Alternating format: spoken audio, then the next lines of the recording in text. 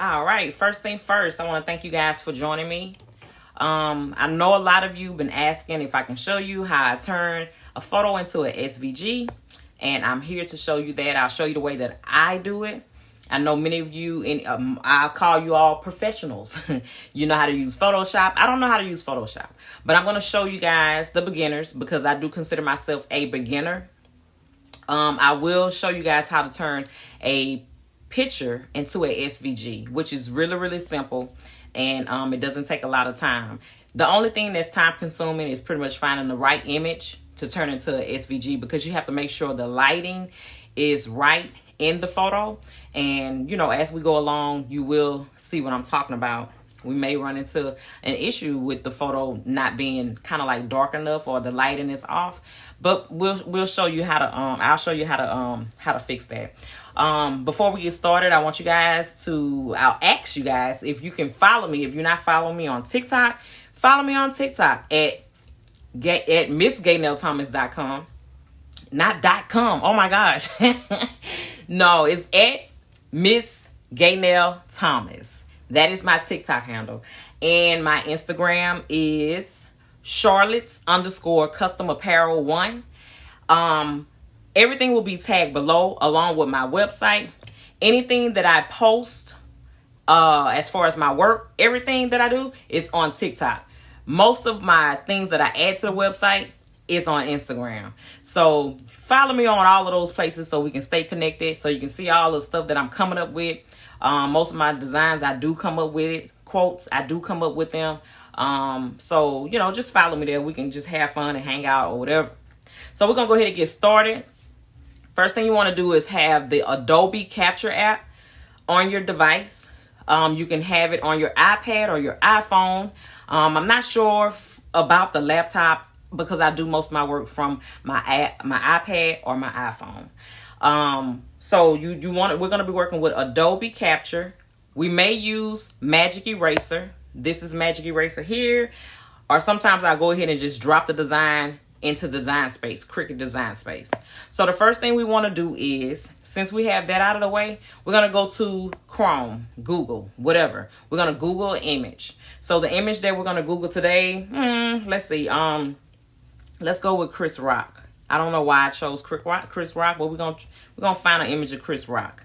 So once you find an image, you want to go right here under the name where it says all news and then images. Click on images so we can see everything that Chris Rock has on the internet. So from here, we're gonna go ahead and choose an image. I think I'm gonna go ahead and go with this image right here. This is a perfect image. I really like this. The lighting is really good. The resolution is pretty good. So what we're going to do is we're going to save the image into our camera roll. And so once we save the image into our camera roll, we're going to go to Adobe Capture. We're going to go ahead and click on Adobe Capture. And from here, you see all of the images. Boom, you see Chris Rock right there. But yes, all of these images, I went ahead and I saved those because those are going to be some future projects that I'm working on. So we're going to go ahead and click on Chris Rock image and have him drop into Adobe. All right, so from here, you're going to see your image. This is the way I want to weed the project. So when you're looking at the image here, this is how it's going to cut on your Cricut or your Silhouette Cameo, whatever you're using. This is how the image is going to cut. So from here, since you don't have to mess with it or change the resolution of the picture, you're going to go ahead and save the image and you're going to send it to your camera roll. So the way you do that, you're going to hit the 3 dots that's underneath the picture that you're selecting. And then right here at the bottom, it says save to camera roll. You're going to save it to your camera roll. Once it's saved to your camera roll, you're going to go ahead and open up Cricut Design Space. So once we have Cricut Design Space open, we're going to upload the image into Cricut Design Space. Here, and we're going to select the image. And right here, if you try to go in and start removing the background, it's going to mess up. And I'll show you, because when I have images like this, sometimes it's confusing because I'm like, wait a minute, this whole image is not supposed to be white. So what happens is if I try to make the background transparent, look what happens. Everything is pretty much everything that's dark is turned transparent. We don't want that. So we're going to go and undo it. And the way that I do this, I go to a corner, like this right corner right here, down here at the bottom. I click on that. Wait, I messed up. So I go here at the bottom and I click on, it's not right, it's not acting right. But I click on a small part of the image. And once I click on the smallest part of the image, it will allow me to, because you don't want your whole image to be white. Because whatever white, that's what the Cricut is going to cut out. So you want to be able to make your image, now it doesn't want to act right. But you want to be able, when you finish weeding your image, you should be able, your image will look just like this. I guess it's the perfect time for me to just run into an error, because this is exactly what happens when I'm trying to weed a project. Like when I'm actually trying to get something together, this is exactly what happens. So I'm just going to make it a little smaller, and then let's see. It's still not doing it. So let's see. We're going to work with it. Let's see. And if I try to touch his face, it still makes the background. All right. Let's see. Because this is the part that I touched the last time, and it made it right. All right. Let me see. I don't have another spot. Let me see. Maybe if I try here. Nope, it's still doing it. All right. I would have to run into something, but that's all right, though. We're going to get through it. All right. Because this was the part that I got the last time, and it worked.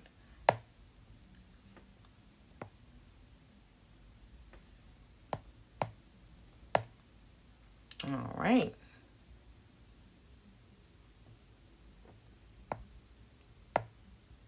Let's see. I might have to pull up another image because this one is taking a lot of time.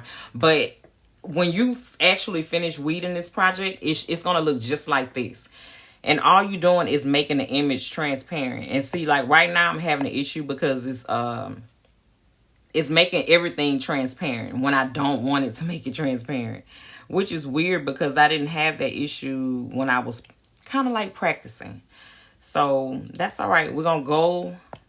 What we'll do is we'll just pick another picture, which is fine. We'll pick another picture. Let's see.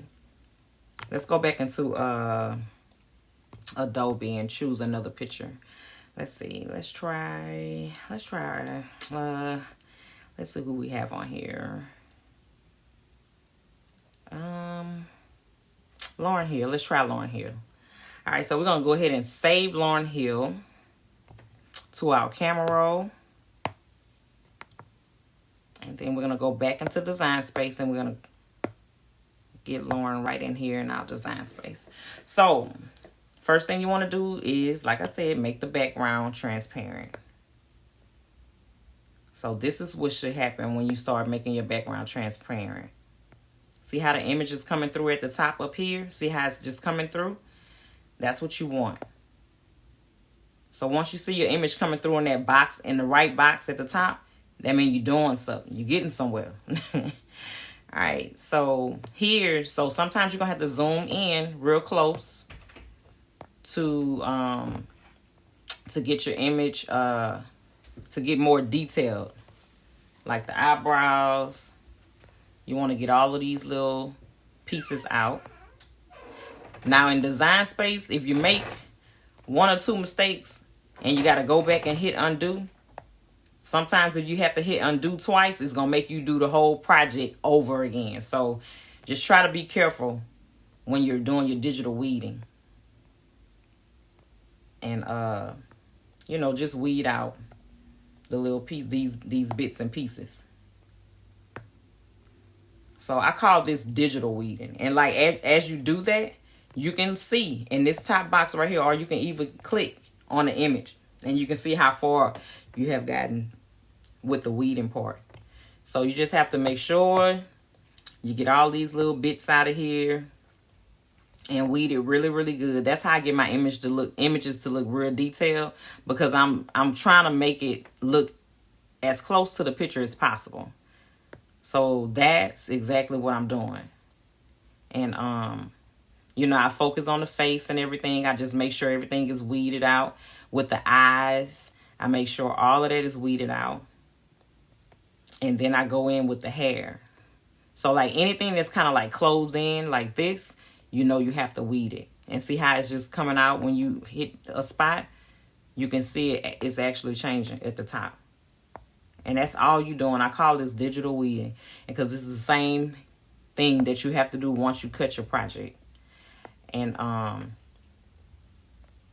that's pretty much it. And this is all I do, you know. When I find a good image, I just go through and, I just go through and I save it in Adobe. And if you have to look at this video more than once, do it. Keep looking at it. I hope it's real detailed for you, and I hope that it helps you do any type of portraits. And you can do this with like family members, your loved ones, your friends.